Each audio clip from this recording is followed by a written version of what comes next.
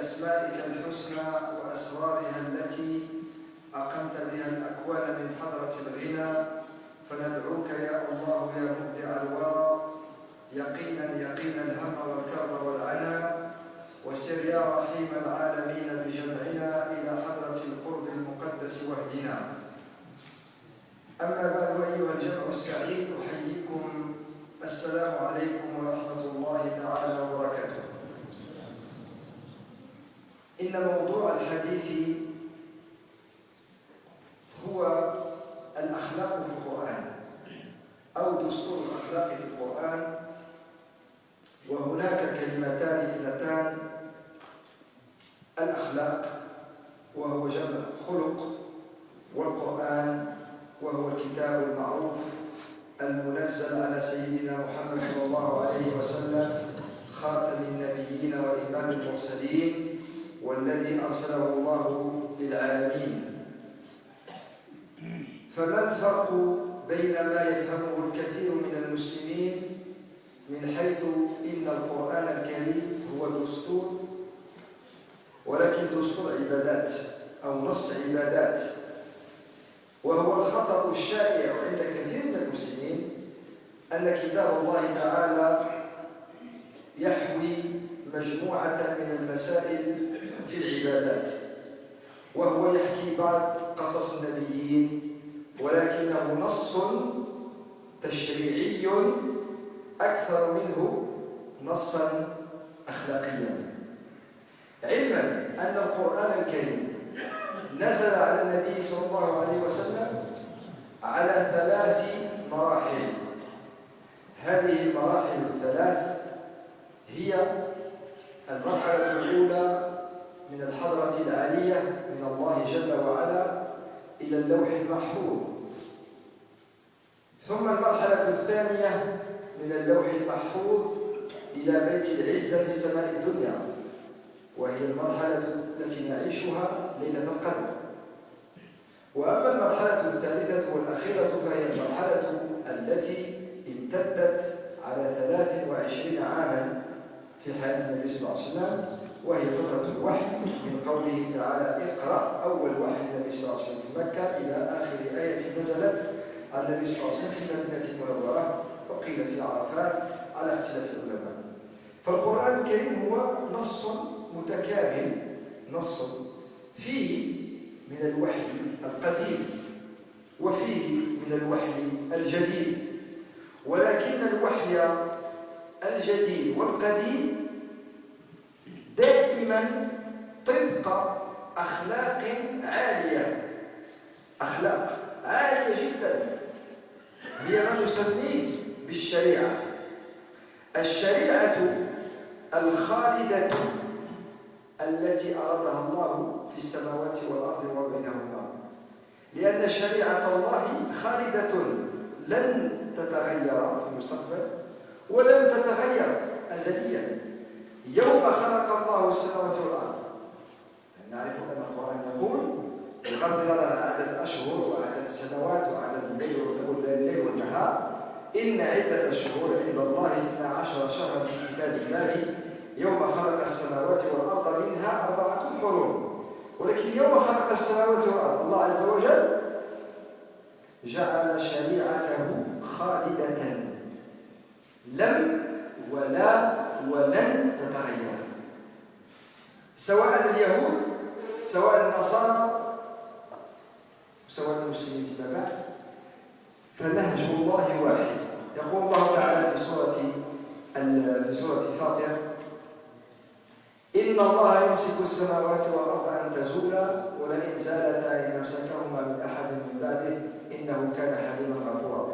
وأقسموا بالله جهد أيمانهم لئن جاءهم نذير ليكونن أهدى من إحدى الأمم فلما جاءهم نذير ما زادهم إلا استكبارا في الأرض ومكر السيء ولا يحيق المكر السيء إلا بأهله فهل ينظرون إلا سنة الأولين فلن تجد لسنة الله تبديلا ولن تجد لسنة الله تحويلا أولم يسيروا في الأرض فينظروا كيف كان عاقبة الذين قبلهم.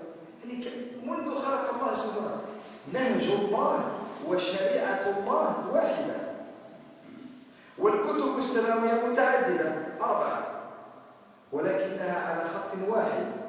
لذلك أوحى الله في القرآن ما أوحاه إلى موسى وبني إسرائيل، وما أوحاه إلى داود في الزبور، وما أوحاه إلى عيسى في الإنجيل، وما هو موجود في صحف إبراهيم وموسى.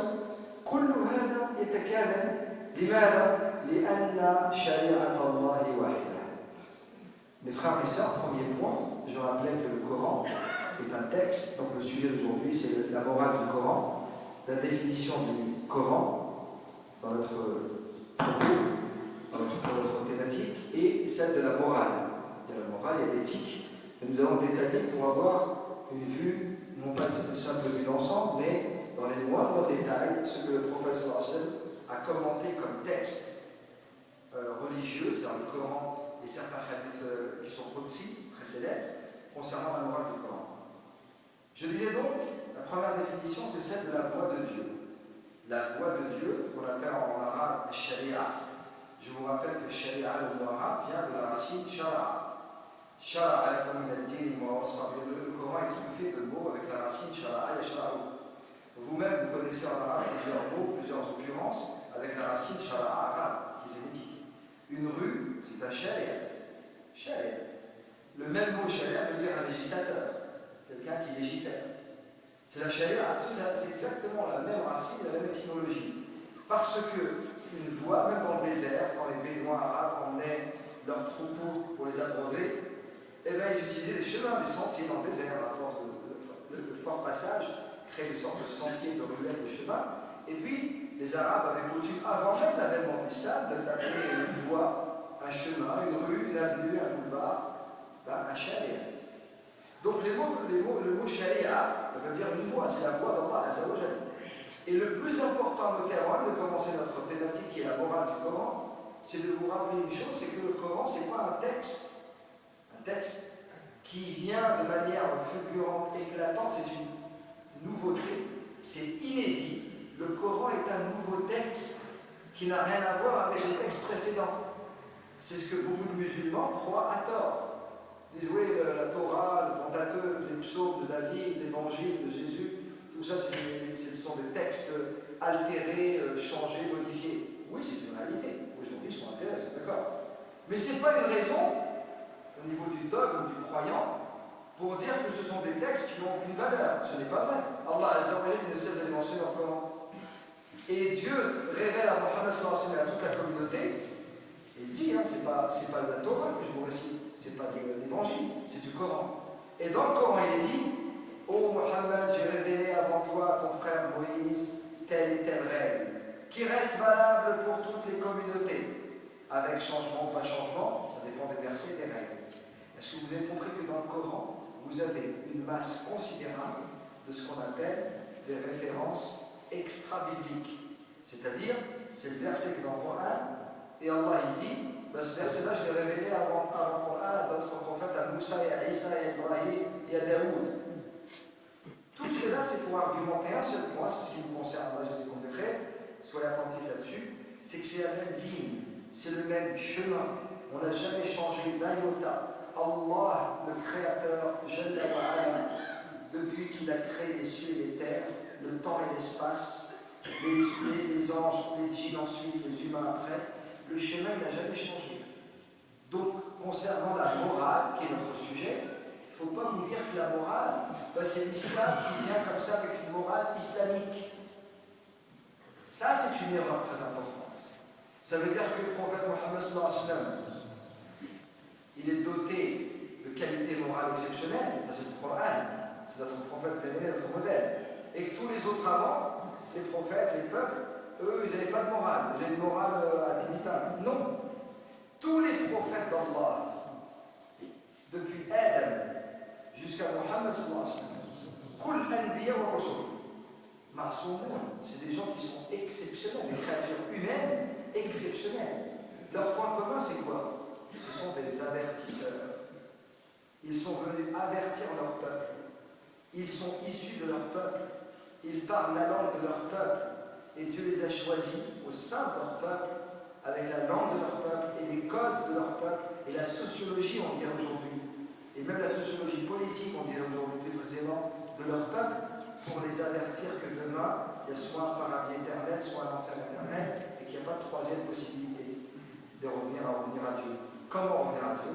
Par la morale. Et c'est ça qui nous fait un grand défaut aujourd'hui, c'est qu'on considère que le Coran, que la religion, c'est d'abord du dogme, et c'est d'abord de l'adoration, et ensuite, si on a le temps et l'envie, on met quelques petites pincées de morale de temps en temps. C'est ça qui nous a complètement anéantis au sein de la communauté musulmane. C'est pas nouveau, ça date, ça a plus de 10 siècles. Il faut que ça change aujourd'hui plus qu'hier. Pourquoi? Parce qu'aujourd'hui, alhamdoulilah, nous vivons une révolution qui date quand même, qui a une dizaine d'années, ou un peu plus. Mais cette révolution que les musulmans vivent aujourd'hui dans le monde, c'est la révolution des technologies modernes, l'accès à l'information. L'accès à l'information, on ne l'avait pas il y a 20 ans. Il y a 20 ans, il fallait lire des livres. Aujourd'hui, tout le monde lit ou écoute sur multi-supports. On peut être endormi, on peut être en voiture, Aujourd'hui, celui qui ne veut pas étudier, lire l'histoire de l'islam et les vrais textes de l'islam, c'est vraiment qu'il ne veut pas. C'est pas qu'il ne peut pas. Même en faisant d'autres choses. Je rappelle ce point classique d'étudier, de lire. Mais la synthèse de ce soir, notre propos, dans notre intervention, c'est de rappeler que la morale, al-akhlaq, fi al-Qur'an al-Karim, Allah Azza wa Jal, il a rassemblé tous les éléments de la morale dans le Coran qui est le dernier livre révélé, et tous les traits de morale qu'Allah a révélés à tous les prophètes, dont on n'a pas tout, on n'a pas la liste exhaustive. La liste exhaustive des prophètes et des livres révélés, on ne l'a pas. Parce qu'Allah Azza wa Jal a voulu, dans le Coran, nous avons 25 prophètes qui sont mentionnés. 25, c'est tout. Pas plus. Mais on sait qu'il y en a eu des milliards de prophètes. On ne sait pas combien il y en a. Dieu a fait ce choix de 25, dont on connaît l'histoire plus ou moins. 4 livres ont été révélés, pas plus. أربعة من كتب تفسيرها توراة موسى بالهدى تنزيلها زبور داود وإنجيل على عيسى وفرقان على خير الملأ. 4 livres révélés. La Torah à Moïse, les psaumes, Zabour à David, l'évangile au singulier, l'évangile à Jésus et le Coran à Mohammed. À ces 4 livres révélés, vous avez 2 autres corpus importants qui n'étaient pas forcément écrits, même si on appelle ça les feuillets, la sohaf ou les rouleaux, les parchemins. Sohaf Ibrahim wa Moussa, à la fin de Surat Al-A'la, Inna hada la fi sohaf al-oula, Sohaf Ibrahim wa Moussa. Donc le mu'min, le croyant d'ailleurs, c'est un des piliers de l'iman, Ahad Arkan l'iman, Sitta. أن المؤمن يؤمن بالله وملائكته وكتبه. Donc الكتب 4. وما جاء في هذه الكتب 4 من الأخلاق, ce que contiennent ces livres révélés par Allah en fait de morale, d'éthique, dans le Coran les regroupe intégralement. Bien. Donc notre propos va maintenant commencer. Nous avons donc rappelé que le Coran c'est l'ultime, le dernier livre, mais que tout ce qui est dans le Coran, c'est pas nouveau. Ce n'est pas nouveau. Ce qui est dans le Coran, c'est la dernière mouture, la mise à jour. C'est nouveau en partie, mais il y a plein de textes qui sont repris. Pourquoi? Parce que les gens, ils s'égarent. Quand Ibrahim sallallahu alayhi wa sallam a construit la Kaaba avec son fils Ismaïl, c'est le temple sacré de Dieu. Quelques décennies plus tard, quelques siècles plus tard, c'est souillé avec des statues jusqu'à l'avènement du prophète sallallahu alayhi wa sallam. Bon, vous avez compris que les gens, il n'y a pas besoin de grand chose pour tout de suite dévier. Adorer n'importe quoi, le feu, des statues, des forces bizarres. Ça existe. Donc, la morale du Coran, mes frères, commence, et je vais commencer par ça d'ailleurs, par le rappel des occurrences du Coran où il est question de l'akhlaq. Surat al-Qalam, surat la plume, Dieu prête serment. Et quand Dieu prête serment, c'est que l'élément est très important. Noun, والقلم وما يسطرون ما أنت بنعمة ربك المجنون وإنك لعلى خلق عظيم وإنك يا محمد لعلى هذه اللام هنا ليست لام زائدة التوكيد وإن حرف نصب وتوكيد وقلب وإنك يا محمد لعلى خلق عظيم لم يقل وأنت على خلق عظيم ولم يقل وإنك على خلق عظيم ولما جاءت كل أدوات التأكيد في اللغة العربية وإنك لعلى خلق عظيم أي ما أعظم محمد من حيث الأخلاق كله أخلاق. والذي عرف قدر رسول الله صلى الله عليه وسلم، من يعرف الرجل أحسن؟ زوجته، son épouse، زوجته عائشة رضي الله عنها بعد وفاة النبي صلى الله عليه وسلم قالوا يا عائشة كيف كان رسول الله؟ كان بعض الصحابة بعض التابعين يأتون يعني جاءوا بعد وفاة النبي صلى الله عليه وسلم، وحين بعضهم سافر يعني عاش مع النبي في المدينة وسافر وعلم بموت النبي صلى الله عليه وسلم فجاء إلى المدينة فيسأل كيف عاش الرسول صلى الله عليه وسلم السنوات الأخيرة من دعوته. فجواب السيدة عائشة رضي الله عنها أم المؤمنين بنت الصديق رضي الله عنها وعن أبيها نعم الجواب: كان خلقه القرآن. وتقول عنه صلى الله عليه وسلم: كان قرآنا يمشي على الأرض. Le prophète Mohammed sallallahu alayhi wa sallam, quand on a de son vivant, il ne s'est jamais permis de dire je suis la meilleure créature dans l'absolu, même s'il y a des hadiths qui le disent, mais pas pour se vanter. Il répète, il dit ce que Dieu lui enjoint, lui ordonne de dire. Il dit je suis la meilleure créature des fils d'Adam, c'est Dieu qui me le dit. Wala fakhr, il ne le dit pas par orgueil. Et le hadith est très célèbre en Bukhari Muslim. Il le répète, il le répète. Je vous rappelle, dit le prophète, que je suis la meilleure créature de Dieu. Mais pas parce qu'il prie, ou parce qu'il jeûne, ou parce qu'il lit le Coran. Al-illa huna, et c'est là qu'il faut comprendre le hadith du prophète sallallahu alayhi wa sallam. C'est comment il se comportait avec les créatures de Dieu autour de lui, avec les jeunes, avec les vieux, les hommes, les femmes, les voisins, les méchants, les gentils, dirons-nous simplement, les animaux. Comment il se comportait en état de guerre, en état de bataille, en état de... Le prophète Mohammed sallallahu alayhi wa sallam est notre modèle. On parle de sunna. La sunna est la voie du musulman. Le prophète sallallahu alayhi wa sallam nous a laissé des recommandations qui sont toutes de la morale exclusive. D'où le verset coranique où Allah prête serment et en disant: et tu es, ô Mohammed, doté de qualités morales exceptionnelles. Son épouse, Aïcha, lui posa la question: ô Aïcha, comment était le prophète sallallahu alayhi wa sallam? Et nul ne peut connaître un homme si ce n'est son épouse, de plus près. Et son épouse, Aïcha, a eu la meilleure réponse. Elle leur a répondu: c'était un Coran qui marchait sur terre. Et cette métaphore, il faut la comprendre dans ce sens. Cela signifie qu'un croyant, forcément, il a les éléments indispensables relevant du dogme de la Aqida. C'est indiscutable. Il a la partie jurisprudentielle, si je puis dire, c'est-à-dire les actes cultuels. Il sait prier, il sait jeûner, il sait acter les zakats s'il est zakatable, si je puis dire, et il sait faire pèlerinage, il apprend à faire pèlerinage, il doit faire pèlerinage. Ça, c'est les actes cultuels. Mais l'islam, ce n'est pas dogme et culte seulement. L'islam, dit le Nabi sallallahu alayhi wa sallam, qui est envoyé pour ça. Allah lui a envoyé pourquoi? وَمَا أَرْسَلْنَاكَ إِلَّا رَحْمَةً لِلْعَالَمِينَ. C'est le Coran. Et lui, Mohammed sallallahu alayhi wa sallam, nous dit: إِنَّمَا بُعِثْتُ. Et إِنَّمَا وَلَا ça veut dire, c'est la règle générale. Pourquoi Dieu va-t-il envoyer à toute la communauté, tous les mondes?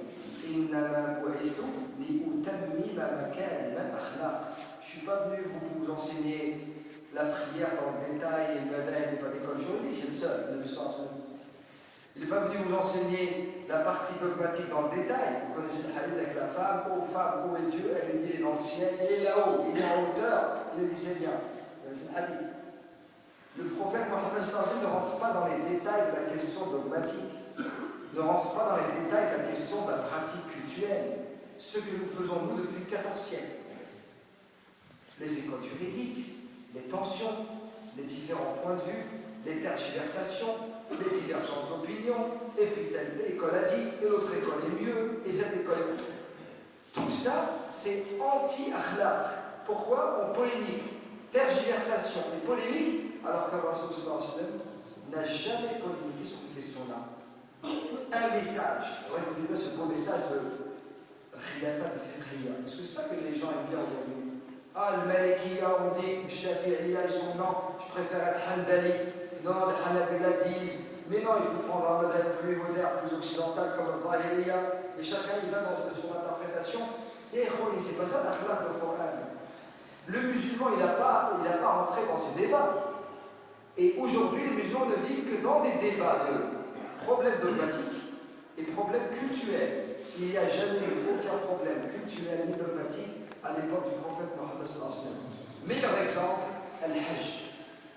Al-Hajj, c'est la cerise sur le gâteau de l'Ibadat. Le jour de Hajj, c'est à Arafat. Le prophète il a fait le Hajj une seule fois.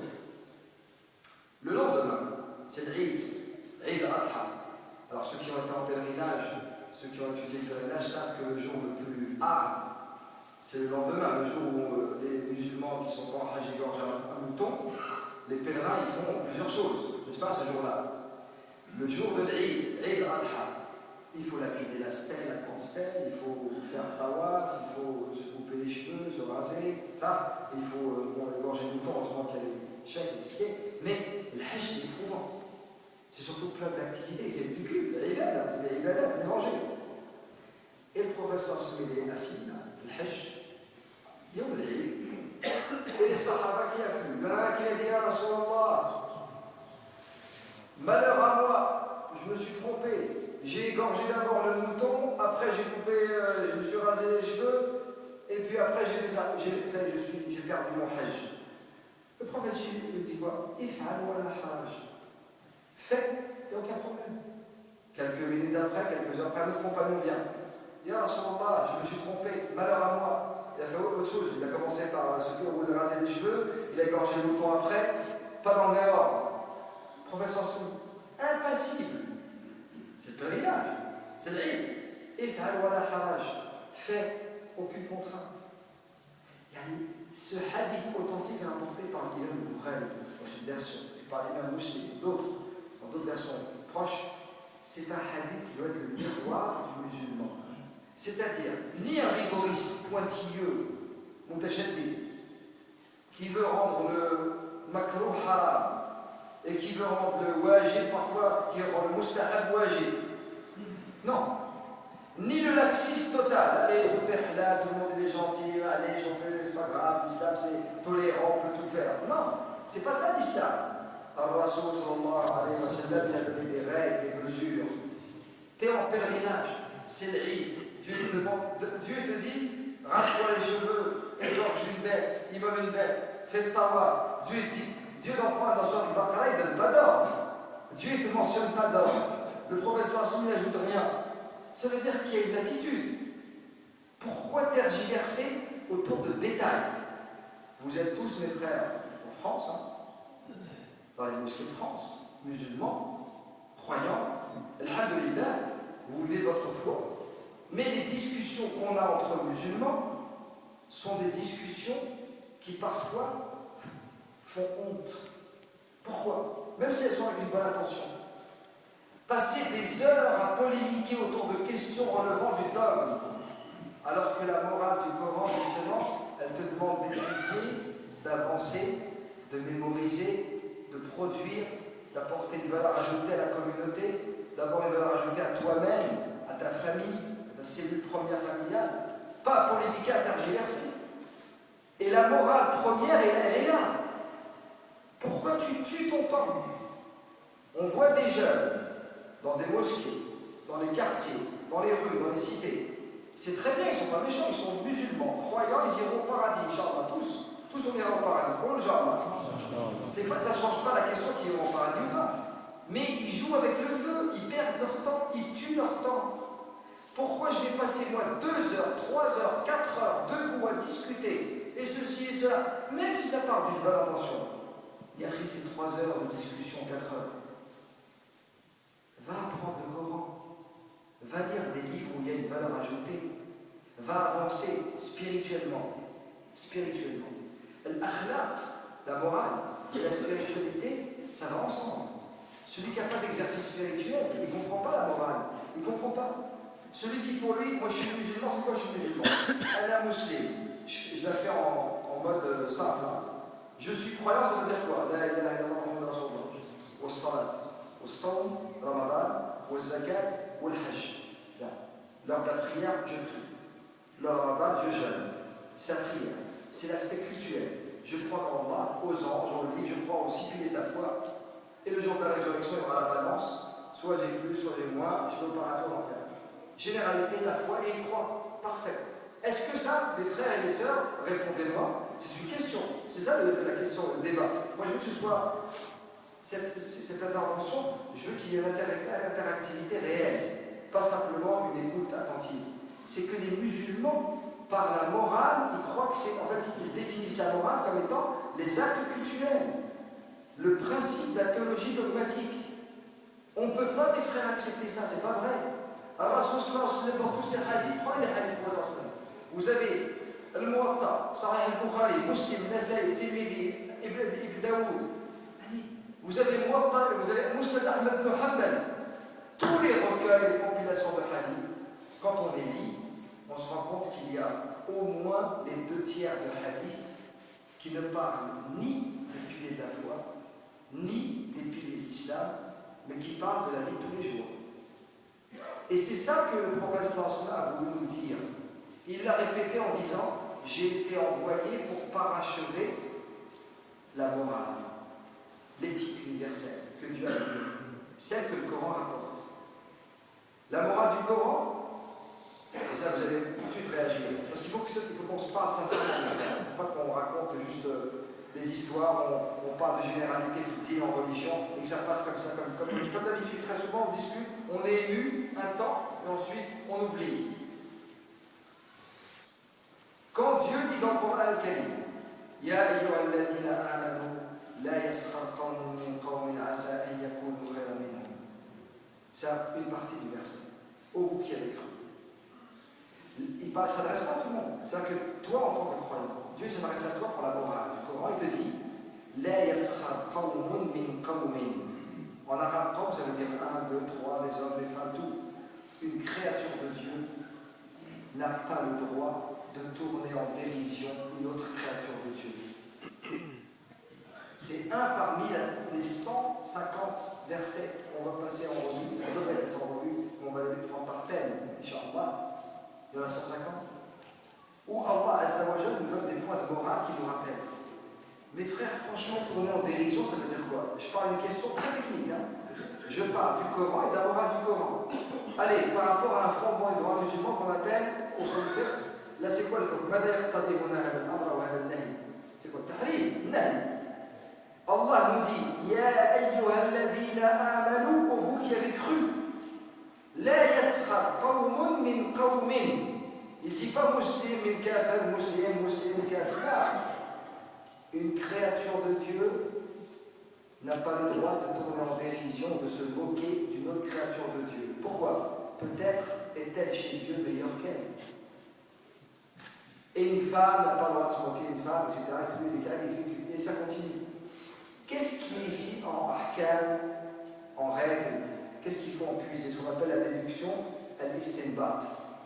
Dans le Coran, quand on a une interdiction, elle est formulée de la manière suivante: le nahi, la taf'al, wa la taqrabu zina, wa la yarkab ba'dukum ba'da.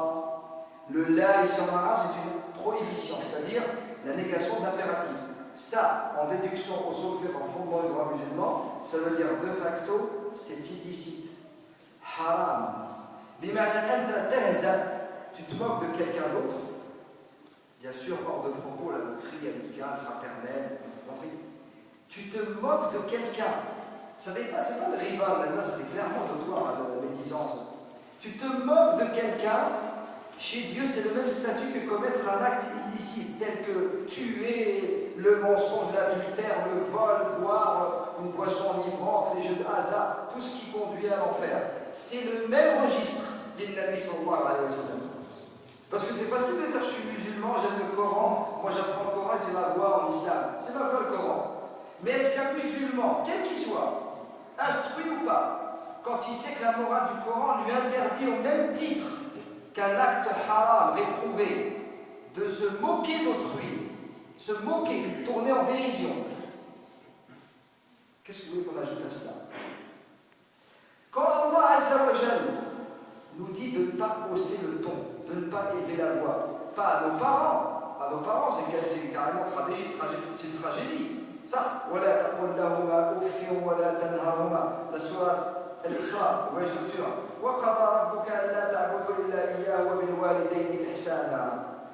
Il ne parle pas de الوالدين المسلمين المؤمنين القانتين يعني العابدين. Là, il parle d'un géniteur biologique, un père, une mère, quel qu'il soit. C'est ton père, c'est ta mère, que tu sois toi musulman, lui n'est pas musulman. Et aujourd'hui, on rentre dans des débats, parce que parfois même des gens qui sont très affectés, des frères et des sœurs, ils reviennent à la religion, ou c'est des gens qui se convertissent à l'islam. C'est très beau. Mais pourquoi se convertir à l'islam pour ensuite mépriser ses parents qui ne sont pas musulmans?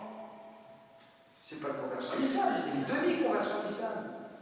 Un musulman qui se convertit à un non-musulman, qui embrasse l'islam, ou quelqu'un qui est né dans une famille musulmane, mais qui n'a jamais été véritablement musulman, et qui se met après un certain âge à pratiquer l'islam, à revenir à Dieu, c'est bien, les hidayah, la guidance. Pourquoi, a posteriori de la soi-disant conversion au retour à l'islam, tu vas devenir odieux avec les gens qui t'entourent, et tes rapports vont devenir exécrables avec tout le monde? Pourquoi avec tes parents, tes proches, parce que soi-disant tu es sur la voie de Dieu, tu vois les autres comme étant des égarés, loin de la voie de Dieu? Et c'est là où on n'a rien compris à la morale du Coran. La morale du Coran, c'est que tu doutes de toi-même, tu ne doutes pas d'Allah. Tu doutes de toi-même jusqu'à ton dernier souffle. Quelqu'un qui doute de lui-même, il ne va jamais miser ou risquer quoi que ce soit. Il va s'occuper de lui-même. Le prophète sallallahu nous dit, si un malheur s'abat sur toi, ou si un bien t'arrive, Allah t'accorde dans un bien, comment tu gères ça? Gérez-moi cette équation. Vous allez comprendre la morale du prophète Mohammed sallallahu alayhi wa sallam. Comment Dieu veut que nous soyons. Il y a une inconnue, on va l'appeler X. Cette inconnue, elle reste inconnue jusqu'à Yom al-Qiyamah. Toi-même, tu ne sais pas. Et c'est parce que cette inconnue existe que toute la morale du Coran nous permet de nous cramponner à la corde d'Allah Azza wa Jalla. Et c'est quoi cette inconnue? C'est que si tu as un malheur qui s'abat sur toi sur terre, ça va te commencer. C'est peut-être une épreuve que Dieu te donne. Il te met à l'épreuve. Pourquoi? Parce qu'il t'aime. Il veut te pardonner tes péchés. C'est beau. Il t'allège tes péchés et il te met à l'épreuve et tu vis des galères dans ce monde. Mais c'est pas sûr. C'est une inconnue. C'est X. Parce que c'est possible que ce soit juste un avant-goût de ce qui t'attend Yom Kiyama. C'est juste un avant-goût de l'adab, de la torture, de châtiment qui t'attend. Et c'est la même chose. Dieu te donne le même type d'épreuve. Et Allah nous enseigne à toute la beauté de l'islam. C'est que le croyant, il devient tout de suite humble. Dieu me met à l'épreuve, ou Dieu me donne juste un échantillon du châtiment qui m'attend. Le prophète continue et dit, et quand Dieu t'accorde un bienfait, qu'est-ce que tu crois? Allah Ta'ala t'aime et te donne ni'ma, des comptes de bienfaits, c'est un avant-goût de ce qui t'attend Yom al-Qiyamah. Masha'Allah, tu seras au paradis éternellement. C'est juste un petit échantillon, un petit bonus en plus de dunya. Mata dunya, qabl al-akhirah. Masha'Allah, t'as fait ni'ma min Allah. Non, c'est pas sûr. L'inconnu demeure. أنت تعيش نعمة الله معك الحمد. أنا مؤمن مسلم تقي إذا الله نعم علينا كل شيء عندي ميسر، ما عندي مشاكل، ما عندي هموم وكل شيء الخير موجود. لا أبدا. شوف خلق c'est quoi الأخلاق عند المسلم؟ أنه ربما c'est l'autre. C'est quoi l'autre? C'est que Dieu te paye, te rétribue, te donne la récompense de tes bonnes actions que tu as fait sur terre, même si tu es un mauvais, un méchant, un malheureux, un pervers, un égaré, tu commets quand même telle une vieille femme à traverser la rue, tu es dingue ou tu fais des bonnes actions. On n'est jamais complètement noir, complètement mauvais. Ça, même les gens mauvais qui commettent des péchés, ils peuvent de temps en temps faire du bien. Et bien le professeur se dit, oh combien de gens, Allah en apparence les comble de bienfaits. mais c'est tout simplement une rétribution parce que Dieu a décrété qu'aucune injustice ne peut lui être attribuée. Allah n'est pas injuste. Et donc, Yawm al-Qiyamah, celui qui périra ad vitam aeternam en enfer, Dieu ne peut pas lui accorder un laisser-passer au paradis. C'est pas possible. Car vous connaissez la règle sans appel, le jour de la résurrection, les portes du paradis sont verrouillées. Elles sont à sens unique. Celui qui entre au paradis ne peut plus en ressortir. Mabrouk, c'est une bonne nouvelle. Celui qui rentre au paradis est coincé dedans. Alhamdulillah, ni'ma. Mais celui qui rentre en enfer, il peut purger ses peines et sortir. C'est des portes battantes. C'est la règle. Et donc Allah Azza wa Jalla, pour quelqu'un qui est mauvais, qui slalome, qui joue avec Dieu, qui ment aux gens et qui se ment à lui-même sans le savoir, qui a pactisé avec Shaitan, cette personne-là, ben Dieu, le jour de la résurrection, sur la balance, alors elle a une montagne de mauvaises actions, de péchés. Et alors on dit qu'il n'y a plus Hassan. Ouais. Dieu ne peut pas lui dire, bon bah, tu vas aller éternellement en enfer parce que tu as tellement péché, mais tu as fait quelques bonnes actions quand même. Allez, va faire un petit tour au paradis pour la récompense des bonnes actions, et ensuite tu iras éternellement en enfer. C'est une équation pas possible ça. Parce qu'en paradis on y entre, on n'en sort plus. Donc Allah, le Prophète dit, Allah Ta'ala rétribue, récompense certaines de ses créatures sur terre, في الدنيا حتى إذا جاء يوم القيامة لا ظلم اليوم أما جزاؤك على الحسنات فقد جزيت في الدنيا تجرى في الدنيا أما أنت الآن والعياذ بالله فخذوه إلى النار جهنم خالدا فيها أبدا. C'est pour ça mes frères, le résumé de ce développement, on n'est jamais sûr de rien. Dites-moi honnêtement, en nous-mêmes, nous les êtres humains, Banu Adam, l'insan, wallahi inna l'insan la zalumun kaffar, jahoul, nous sommes les créatures les plus ignorantes quand on se compare à la dimension, à la magnanimité d'Allah Azza wa Jalla. On ne peut pas, on est insignifiant. On n'a pas compris un élément important, c'est celui de quoi? La modestie. Quand l'individu considère qu'il est sur le droit chemin, et il œuvre en conséquence. La morale, c'est quoi la morale? C'est un acte immoral, on dit aujourd'hui. Il n'y a pas de moralité, celui-là, ما عندوش أخلاق, ما عندوش أدب. يعني الإنسان الذي ليست له أخلاق وليس له أدب ولو يصوم الليل ويقوم الليل ويصوم النهار ويعبد آناء الليل وأطراف النهار. Quelqu'un qui passe son temps les nuits à veiller, à lire le Coran, et toutes ses journées à jeûner, et dans la piété exceptionnelle, mais qui n'a pas de morale. Cherchez l'exemple autour de vous. Réfléchissez juste un instant. Quelqu'un qui passe son temps à prier, يصوم ويصلي ويحج كل العبادات, et il connaît toute la aqidah, الجواهر الكلامية يعني العقيدة الطحاوية والأشناوية جميع النصوص, connaît tout sur l'aqida et connaît tout sur fiqh العبادات, ولكنه لا أخلاق له, il n'y a pas de comportement, pas d'akhlaq. Est-ce que n'importe qui d'entre vous, est-ce qu'il pourrait l'avoir, est-ce qu'il l'a pas dans son collimateur, psychologiquement, il le trouverait antipathique? Ah, mashallah, il adore Dieu. Mais c'est pas ça qui va te sauver au qiyamah. Tu crois que c'est avec ton adoration que tu vas entrer au paradis? Hasha lillah, dit le prophète. Le prophète dit, si Dieu devait le juger avec la justice, avec justesse, c'est-à-dire tout le monde est jugé selon la justice, le droit établi par Allah Azza wa Jalla, personne n'irait au paradis. Allahu Akbar. Et le professeur se dit, ceux qui iront au paradis par la miséricorde et la grâce d'Allah. Et ceux qui iront en enfer, ce sera par la justice d'Allah. Mais si Dieu devait traiter tout le monde avec la justice, aucun n'irait au paradis. Donc celui qui prétend par son adoration, somme toute, la minime, quelle qu'elle soit, il croit que c'est ça qui va le faire entrer au paradis, il n'a rien compris. Et la morale du Coran, justement, c'est ça, c'est d'être non pas dans le doute, là les choses. Alif Lam Mim, dhalika al-kitab la rayba fihi. Il n'y a pas de doute. Ta foi, elle est ferme, comme du roc. Ta confiance en Allah, est indiscutablement scellé. Mais cette confiance en Allah se traduit par le mu'amalat, par les comportements, par la morale.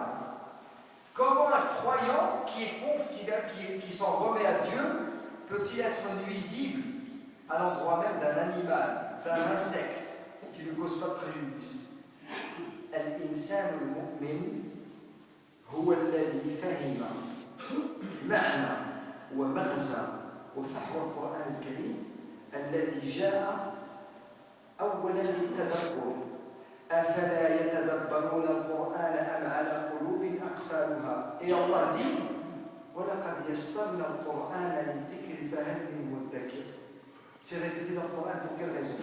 Dieu a voulu didactiser le Coran, il l'a rendu facile et accessible à qui?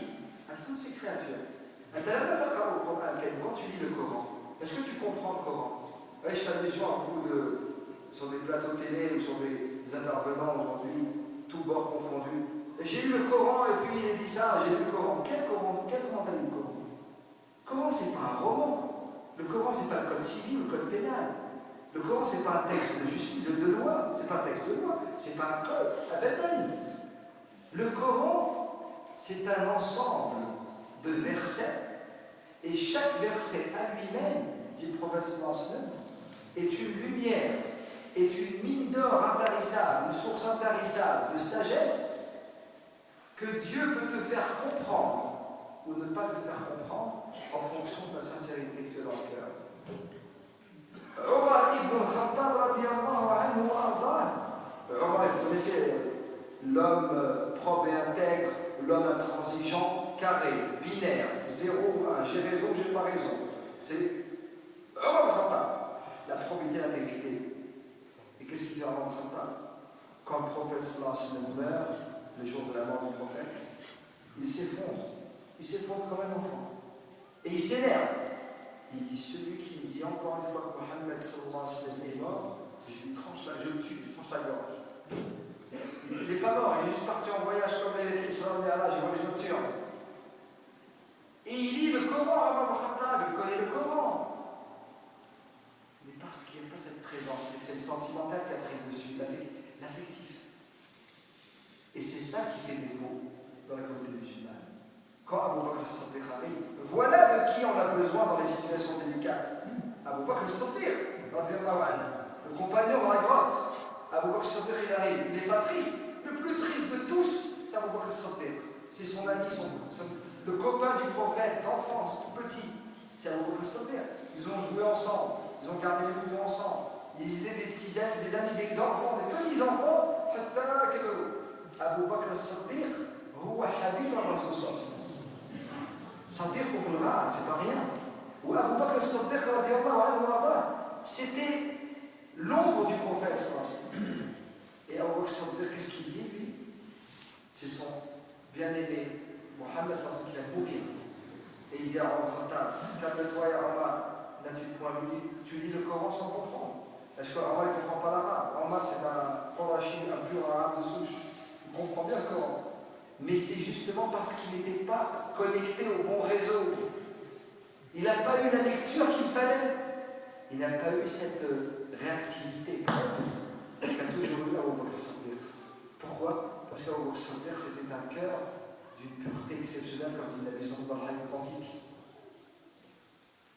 Le verset dans Surat Al-Imran.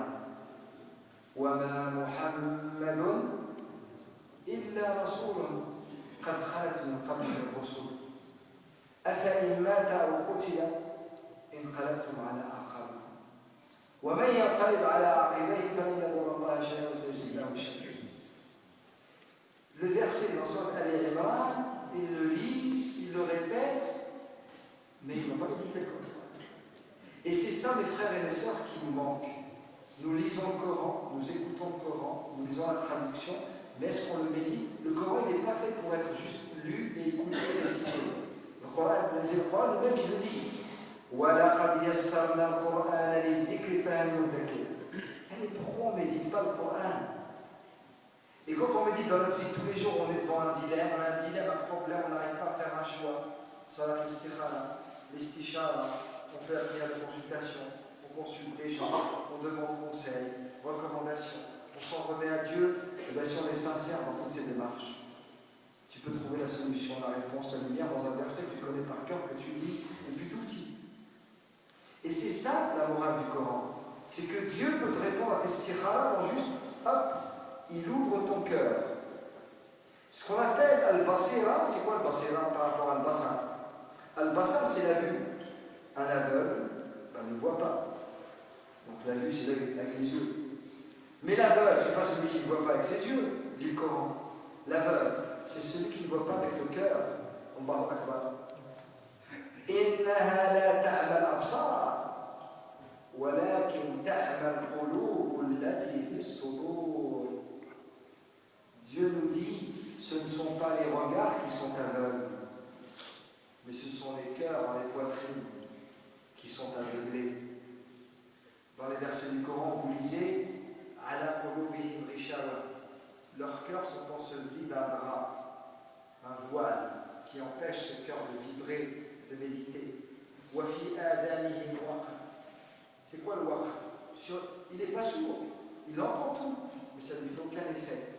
Combien de gens écoutent le Coran? Dans les mosquées, elles sont pleines. Ils savent tout de l'islam, mais ça ne fait aucun effet. Il peut écouter des conférences tous les jours et lire 60 chapitres du Coran tous les jours. Il peut aller à la mosquée tous les jours. Ça ne change pas ses mauvais comportements. C'est ça le tafsir de Coran. La morale du Coran, on va la voir là. Comment ça se fait que tu entends un verset qui dit ne faites pas ça et que ton cœur ne bouge pas, ne vibre pas? C'est que tout simplement, soit tu es sourd, pas dans le sens physique, mais dans le sens métaphorique, tu es sourd. Soit tu es aveugle, pas dans le sens réel, mais dans le sens métaphorique, celui que Dieu considère comme étant le vrai aveuglement, c'est-à-dire celui du cœur. Donc à partir de là, en guise de synthèse, parce que les versets sont très nombreux, mais je vous invite à faire une lecture du Coran. On ne lit pas le Coran comme un roman, c'est pas un roman. C'est pas un livre de chevet, dans le sens où je comme un roman, un livre de poche. C'est un livre de chevet, oui, mais tous les jours on doit lire au moins quelques versets, les méditer, les contextualiser, en tirer profit et toujours s'en remettre à Allah Azza wa Jal pour s'améliorer jour après jour. Le Nabi sallallahu alayhi wa sallam dit La burika li fi tulu'i shamsi yawmin lam asbah fihi ilma. Point de bénédiction dans un jour qui passe sans que je m'améliore, sans que je n'apprenne quelque chose. En d'autres termes, sans que je n'apporte une valeur ajoutée à moi-même ou à autrui. Combien de jours sont passés dans nos vies, de semaines, de mois, où c'est le travail, la maison, les courses, manger, dormir, travailler, la routine, ou même si ce n'est pas la routine, des activités qui se ressemblent toutes. Les jours passent et on tue le temps. Et ça fatigue. Ça fatigue qui? Celui qui n'a pas d'exercice spirituel. Est-ce que vous imaginez que la morale dans le Coran, c'est simple? Quand tu te lèves le matin que tu es crevé, tu vas travailler pour subvenir à tes besoins et nourrir ta famille. Si tu es confiant en Allah Azza wa Jalla, tu as la morale coranique. Le professeur dit, quand tu te lèves, les anges t'écrivent de bonnes actions jusqu'à ton retour. Tu travailles pour gagner ta vie de l'argent et tu gagnes aussi des hasanat quand tu t'en remets à Dieu. Mais quand tu vas travailler parce qu'il faut le travailler, c'est la routine. Ni tu invoques Dieu, ni tu penses à Dieu, ni tu relativises dans ta vie pour prendre un peu de recul, tu es dans le tourbillon, dans le nuage. La course aux richesses vous êtes distrait jusqu'à ce que vous utilisez le tombeau. C'est qui n'aime pas l'argent? Mais répondez-moi, qui n'aime pas l'argent? Celui qui dit je n'aime pas l'argent, c'est quelqu'un qui dément le Coran. Celui qui dit je suis généreux, c'est quelqu'un qui dément le Coran. C'est le Coran qui Allah qui parle. C'est qui nous a créés. Allah nous dit, vous êtes tous créés de série, c'est pas une option, de série. Tous les fils d'Adam,